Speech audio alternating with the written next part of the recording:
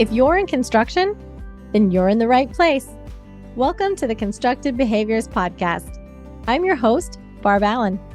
I'm a woman with decades of experience in the construction industry, and most of it on the job site.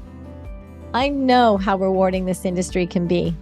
But like you, I also know that we could improve. Let's work together to make changes from the inside out.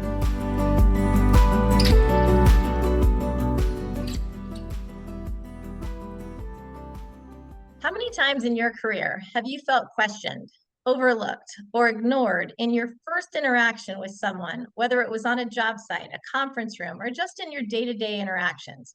Maybe it was a coworker, a client, a design team member, a subcontractor, or even a job site salesman that was skeptical that you were the one they needed to be interacting with.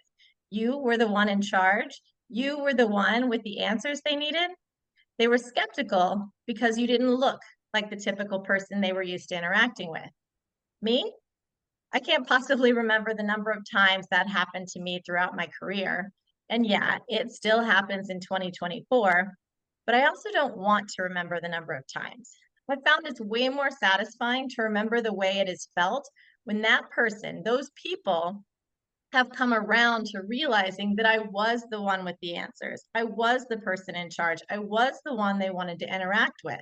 Sometimes it took 2 weeks, 2 months, but most always they did come around.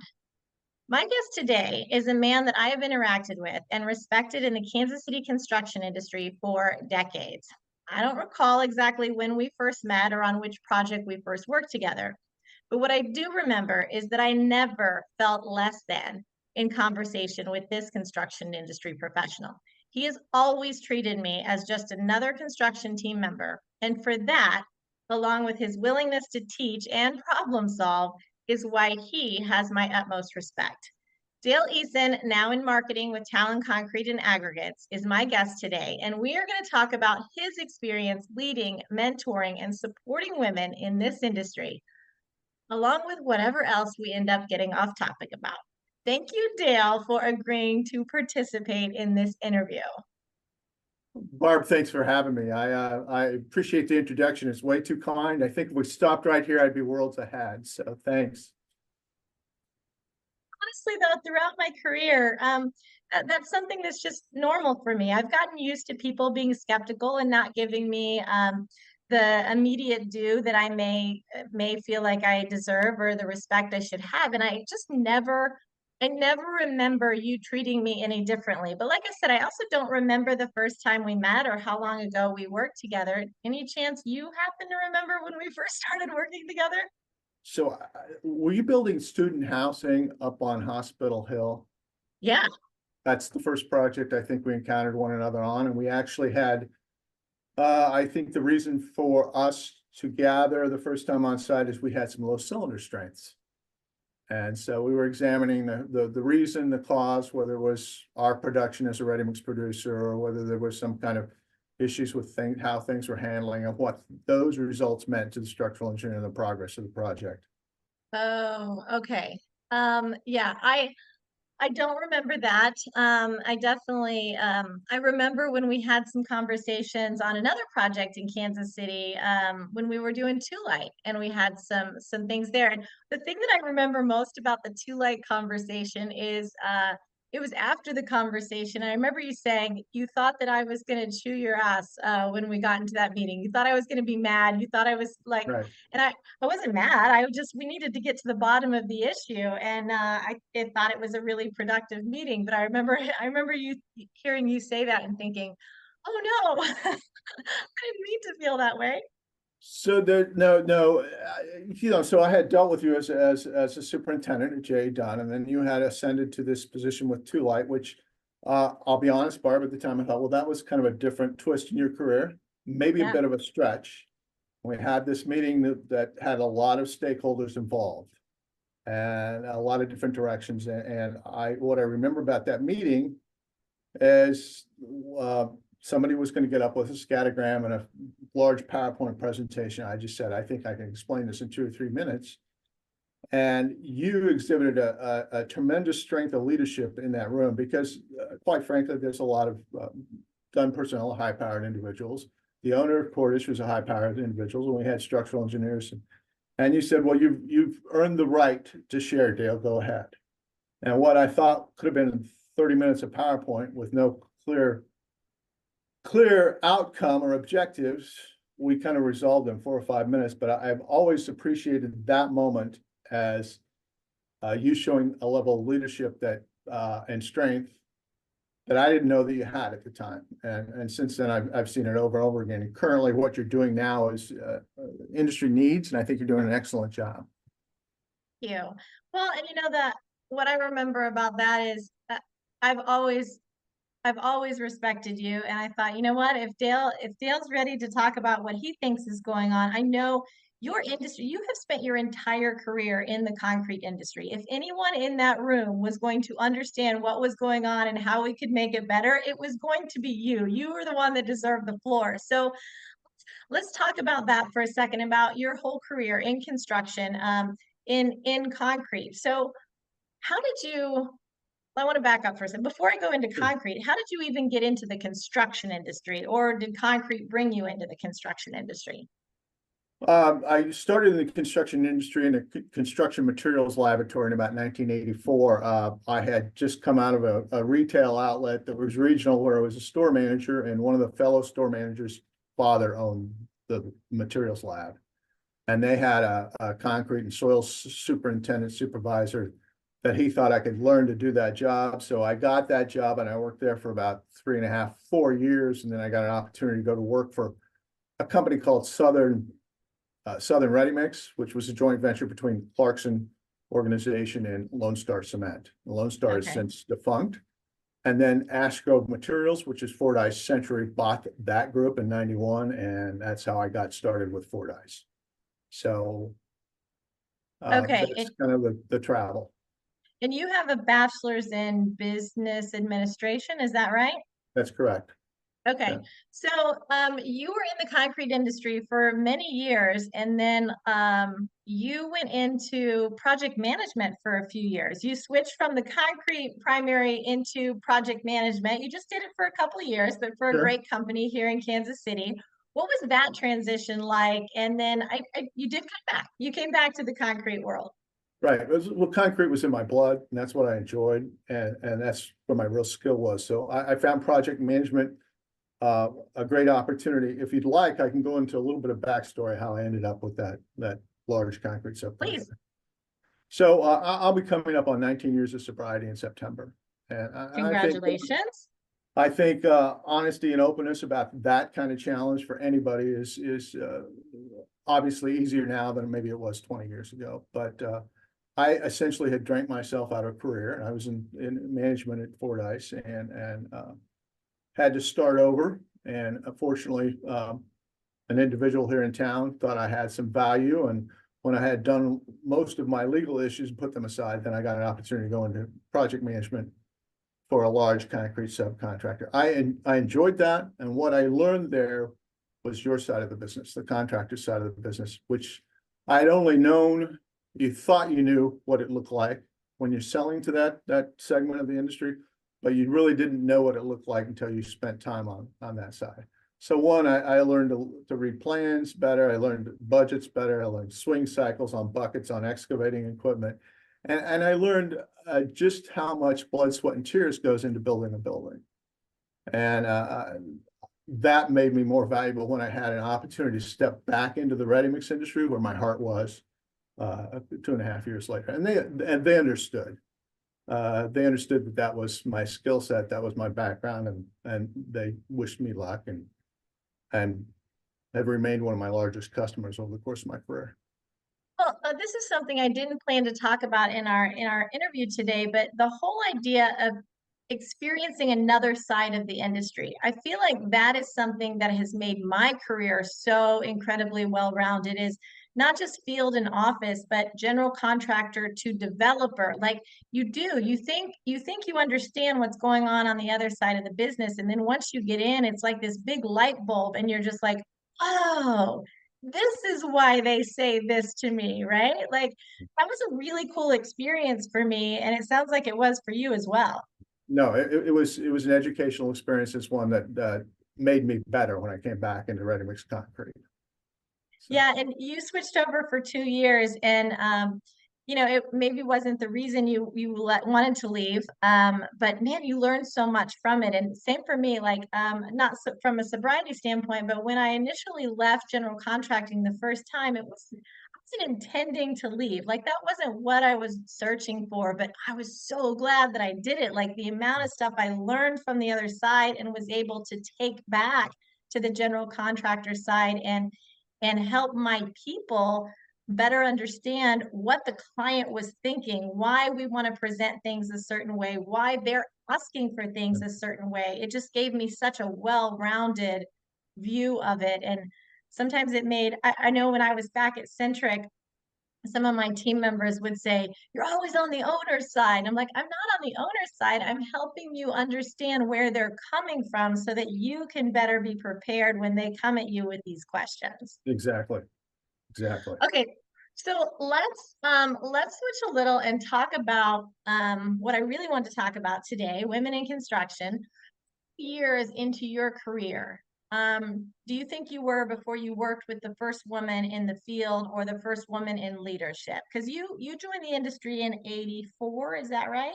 Correct. Okay, so how long do you think you were before you interacted or with the first woman?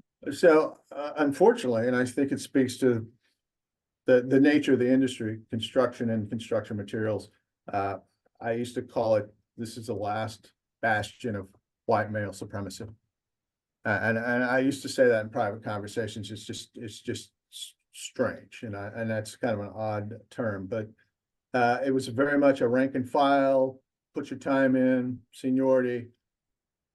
Fortunate enough in my career to have several sponsors and mentors who took me on and harshly coached me, because that was a style 40 years ago, and moved me through those career paths and allowed those steps. Unfortunately, it was probably 15 years into my career when I landed at Lafarge, having gone through that reawakening and humbling experience of getting sober and what I had done in the past, and had an opportunity to work with another value-added specialist in the same office with the same local and global goals coming down from Lafarge as far as selling value-added products, specialty products like self-consolidating concrete, higherly set, post-tensioning product, decorative concrete, those kind of items. So that was a segment of their sales because they were a premium product and they were a performance solution for contractors. And I got an opportunity to work with Shannon Seipel. That was an experience because I had come from 15 years of primarily dealing with men, unless it was in the finance side of the business. But the actual objectives of selling something or dealing with our customer base or dealing internally with strategies had been primarily with men. And Shane and I were given a great deal of latitude by a gentleman named Lee Federstad, who had hired me. And we were in this office together, and I was kind of the technical head, and she was probably the aggressive business head and extremely organized. And I think it was a very collaborative effort with any strains that come with those kinds of things. But people, through their authenticity, sometimes demand respect. And Shannon did so. And it taught me how to talk to an individual as a person rather than as a gender. It taught me how to seek advice when I didn't know what to do. It taught me how to mutually strategize towards joint goals. And I think the combination of things came into play there that left me open to that. And obviously it was that journey with having lost jobs and ruined a career and getting sober. And then I was a little bit more open to self-examination and what the world might have to offer me if I was willing to receive it. So Shannon and I had we had a strong relationship. We had a strong run. We were very successful in what we were doing for Lafarge. We were frequently highlighted nationally with what our efforts were bringing to fruition. And we sometimes went at each other in a very spirited fashion, but it was a good experience for me. And Shannon, that was my first effort to work with a woman closely and and understand that she was a peer. As you know, Shannon Seipel is one of my favorite people in the entire world, for many reasons that you already listed.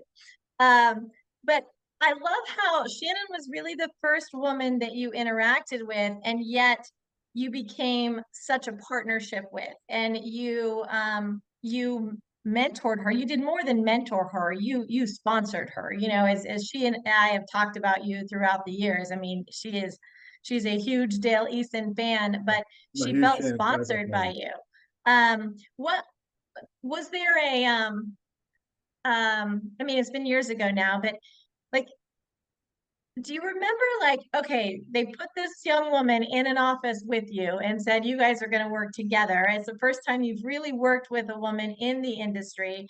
Do you remember, like, how did you feel initially, and what, I understand her authenticity, like she demands that kind of respect and authority, just in the type of person she is. But do you kind of remember how that transitioned for you by chance? Um, well, one, I had to go in and meet her, and I think we just laid out goals. And I think the transition was I was willing to receive, and I think so many things that make for a successful career is you have to look at yourself in self-examination. You have to be willing to receive. But I we would bounce ideas off of one another, and we would be honest about it. And then we would take certain elements of a task and split them up according to skill set. So initially, she would do a lot of the organization for demonstration days or lunch and learns, and I would carry the presentation. And then eventually that flipped. So she learned those skills, she learned the product, and she became very skilled and very good presenter. And I think that's something that serves her well to this day. I know during the process of working with Shannon later, when my career started to get some traction again, and I became a manager and an executive inside Lafarge, and then later inside Eagle Materials. She opened my eyes to. We hired women as QC managers. We currently have one that I hired out of college, and then she left for a couple of years to go someplace else, and we hired her back as a QC manager. Uh, we hired female dispatch managers. We hired female inspectors out in the field. And of course, we're starting to have women truck drivers now. I mean, there's such an opportunity in this industry at large, and such a demand in the construction industry over the next 20 years. I think it's a place where we can benefit from the intuitive style that women bring to problem solving, the collaborative style that women bring to problem solving. That I like I said, sometimes we just as men kind of go to an authoritarian structure where I'm the boss, here's the rank and file, and here's the decision. We don't always get feedback. Or if we do, it's not always thoughtful feedback. So I think there's a place where women build results through open communication that benefits all of us if we're willing to listen and work. And there's still a lot of stigma wrapped around it all. I mean, you hear it on job sites. You encountered it, you lived it. So I'm not telling you anything. Right. Well, you know, you bring up something that since I started my own business, I've done a lot more research on, and it's one of the big differences between men and women in general is how women are relationship driven and men are more Yeah. task driven. So it's, for men, it's here's what I need to do, let me knock this out. And for women, it's like, oh, here's what I need to do. Who can I get on board? Who can I collaborate with? Who can I bring in as part of the team to make this happen? And that's exactly you're telling that story without even looking at that research. That you've had that same experience, and I love hearing that. Yes. So the reason that I asked you to be a guest on this podcast was because of a conversation you and I had after you had heard my One Ladder to Leadership speech sometime last year. I don't remember exactly when.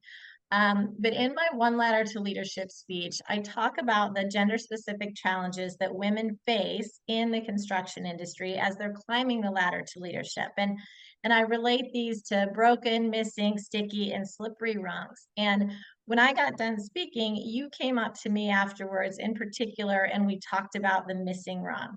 Um, The missing rung for the audience who doesn't know, the missing rung is what I relate to. I say the reasons are because of missing information.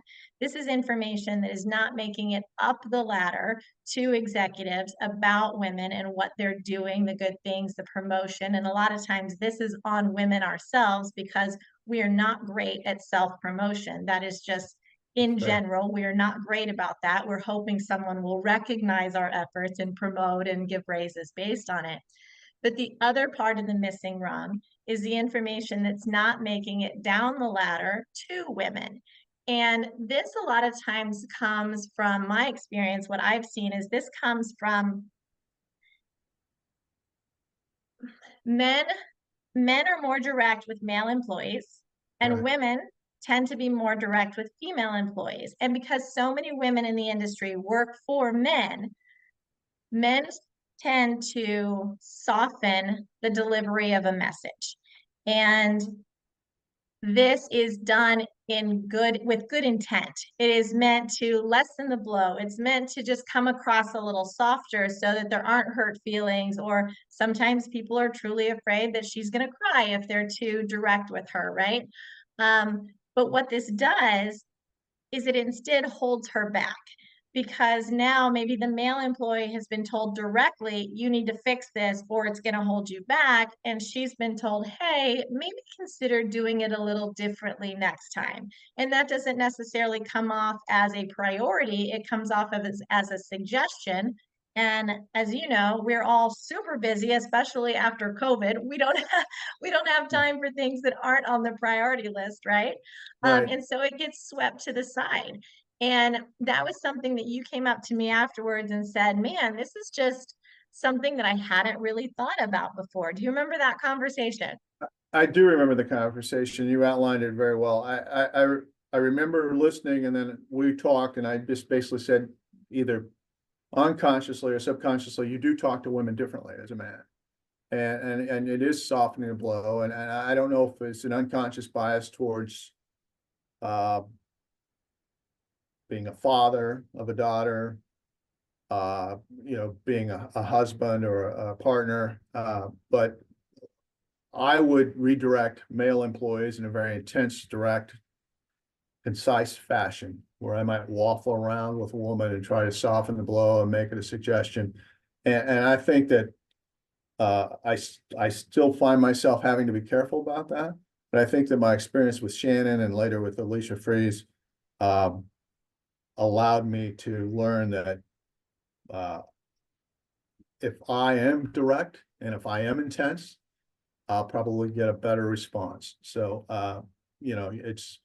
it's an effort to be that. And my first response still is to, I'm going to soften this issue, or I'm going to suggest that we go this way, or you might want to do this.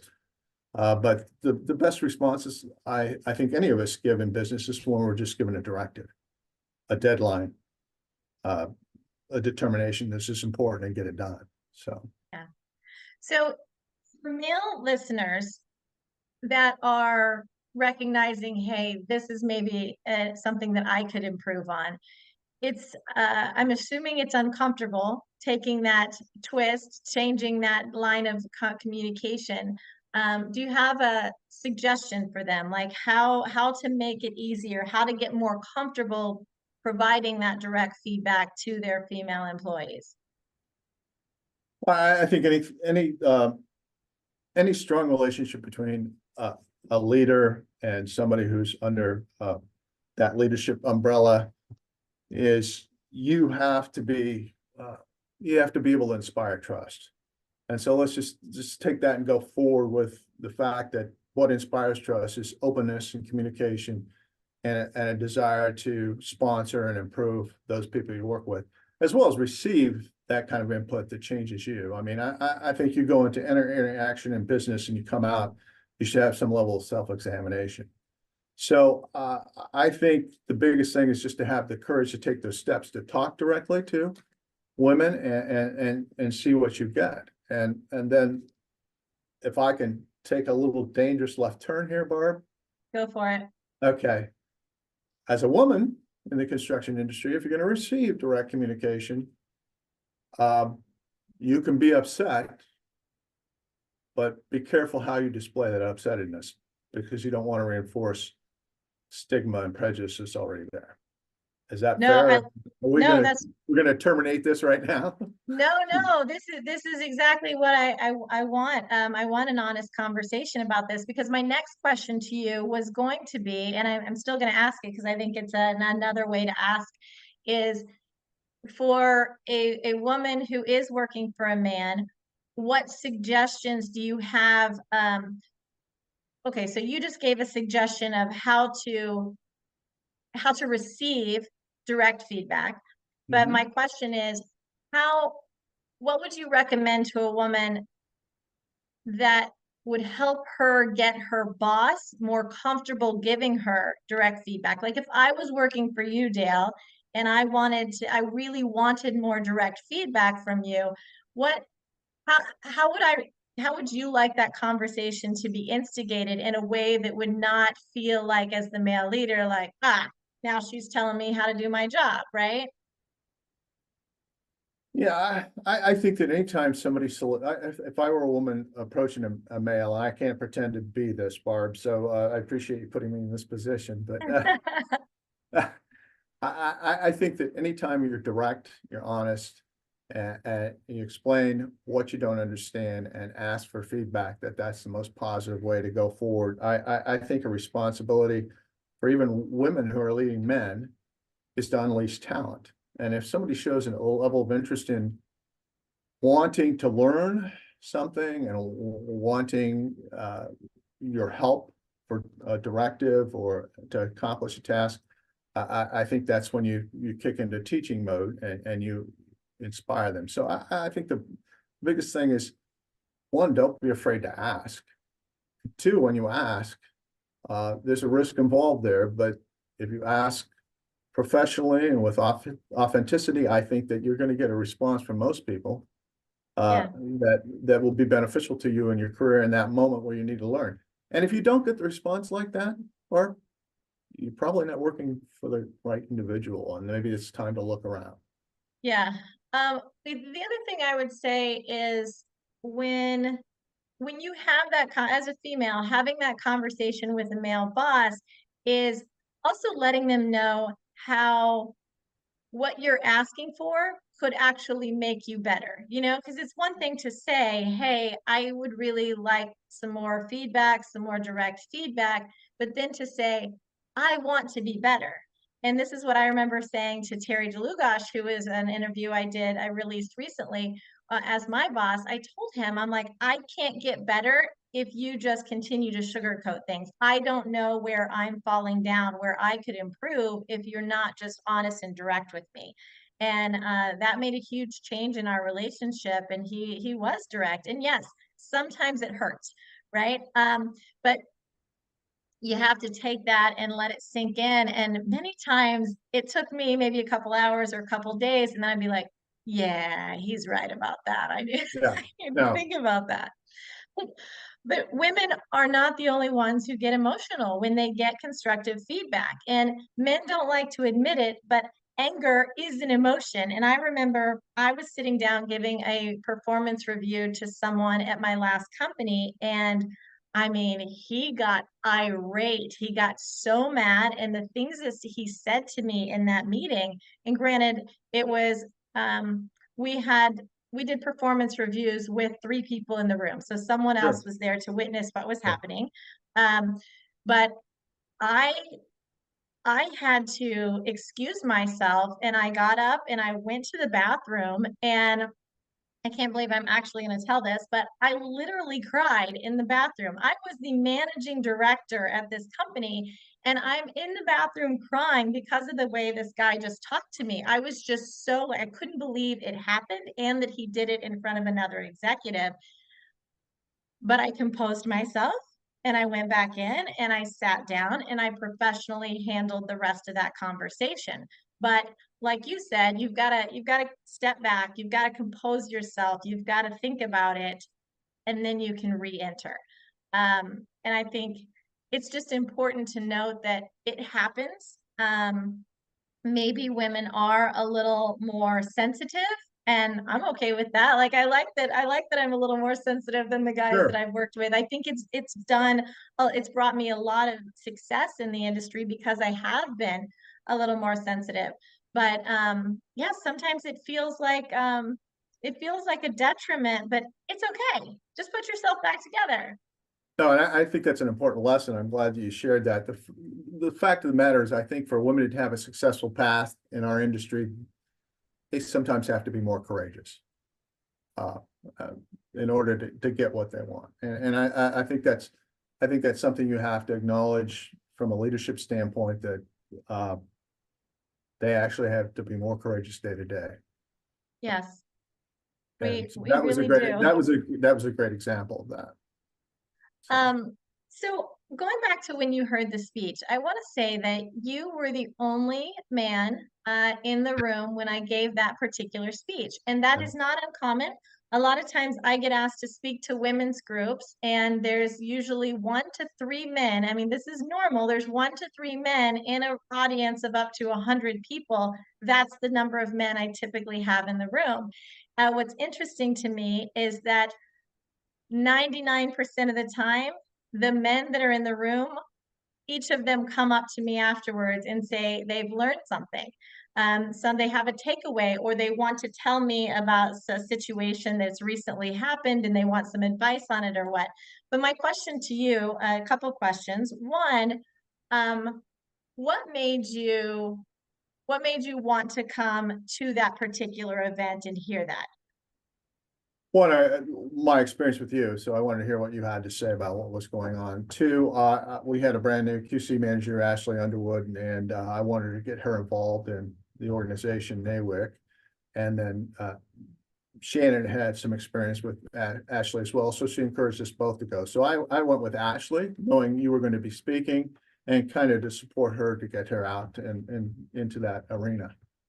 So. My next question is, how did it feel being the only man in the room? Because this is what we as women deal with many times. We are used to being the only woman in the room.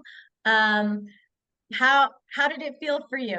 Have you been the only man in the room really before? And how did it feel?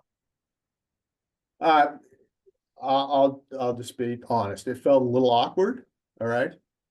And I'm not, it felt a little awkward that everybody treated me appropriately. That way.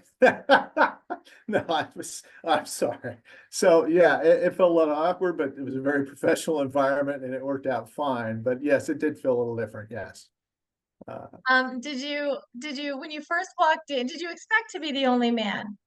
I didn't. I thought men Okay. would be in the minority, but I did not. As the group filled up and as the program started, it was like I'm the only guy sitting here, and uh, just you know, It did everybody's call you behaving out. so well. I'm going to have to behave well as well. So it was interesting. Yes, I was very attentive because I didn't.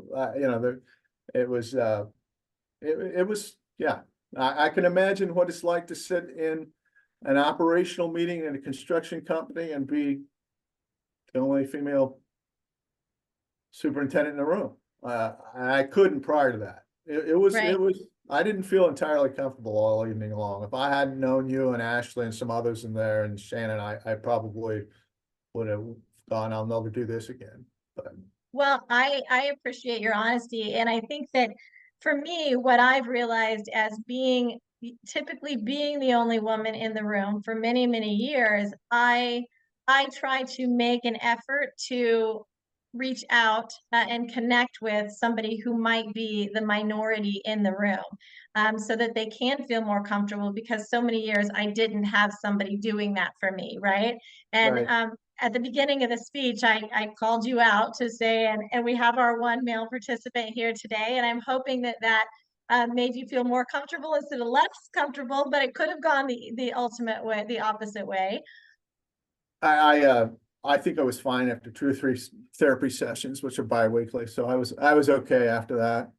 So thank you though. I do remember that. And I was like, Well, but And it's sometimes that happens with women in the room too. We get called out and we're like, oh, and then it's like, oh, all eyes are on us. And it just feels like then the walls are closing in. And so it can go either way. Like it's a catch-22. You're damned if you do, damned if you don't. But I love that you got the experience that so many of us women in the industry have experienced. So now you kind of have that feeling.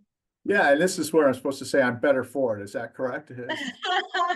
Do you think you're better for it? Because like I told you, I don't want your canned answers. I want your honesty. I survived. All right. You did. You survived. Okay, so I won't put you through any much more misery here with the podcast interview, but I am going to ask you one final question. What is one constructive behavior that you feel individuals could take on or improve to elevate themselves or the industry as a whole? I think integrity of effort. I think this is an industry that demands effort, and integrity is kind of all encompassing. So, you know, you want to identify your purpose and your purpose within the current position you're in and how you move forward. So I think it's just identify the consistent level of integrity of effort. Consistency is a big issue. So perfect. I love that. Well, thank you for finally agreeing to do this. I know it was not the top of your list of things that you wanted to do. No, I had to get over my resentment over you calling me out in front of a group of women, but like I said, I've worked past that. Thank you, Barb. I'm glad that you did join us today, and I'm so excited for the listeners to hear this episode because you've touched on so much here, and you were honest and you were vulnerable, and that is what really moves the industry forward. So thank you for participating today. Thank you. You're doing a great job. I like what you're doing. Thanks, Barb. Thank you.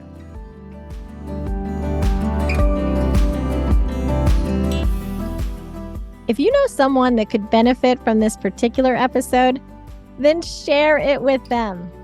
Or if you want to continue to learn about the untapped and underutilized resources that will take your business to the next level, then follow the podcast.